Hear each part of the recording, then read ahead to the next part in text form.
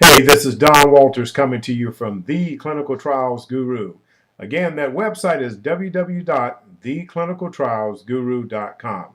Hey, listen, just want to ask the question, and this was kind of presented to us by someone who's looking to get into the business, and is how do you prepare for a monitor's visit?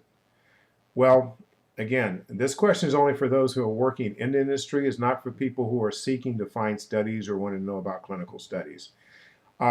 Just to clarify, a monitor is someone that works for the pharmaceutical company or is contracted or works for a company that's contracted for the pharmaceutical company to monitor the clinical studies and make sure that all the data that we're doing and that we're presenting is done correctly and that we're following the protocol that's set up for that particular study.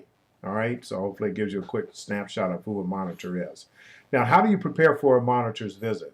You prepare for a monitor's visit by making sure that at the time that you're seeing the patient, at the patient visit, that you have all your T's crossed and your I's dotted. That's how you do it. Now, how do you go about that? I'll tell you what we do. My team, we make a checklist. And this checklist is not something that's for the charts. This is something we do offline. Off the chart. We make a checklist of everything that the coordinator is going to do and everything that the doctor has to do. And anything that has to be signed by the doctor and dated, we put a note beside that, sign and date it by that particular protocol that the doctor is supposed to follow.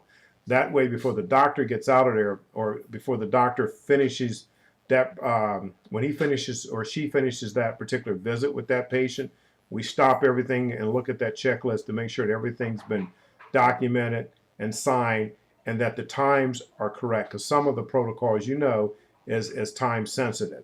That's how we go about doing it. Now, the other thing you want to do too is also making sure that your regulatory books are kept up to date. All your training is up to date. You want to make sure that you have all your documentation in there, newsletters, faxes, and all this stuff's in there if they're sending you that things. Making sure that you got your 1572s up to date.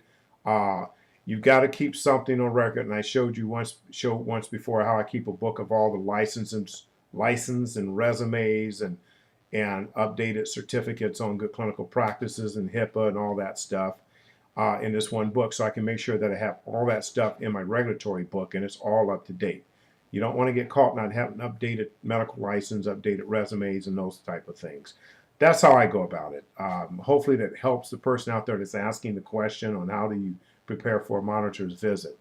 If you have any input, love to hear from you. Again, this is Don Walters signing off from The Clinical Trials Guru. Again, that website is www.theclinicaltrialsguru.com. Take care.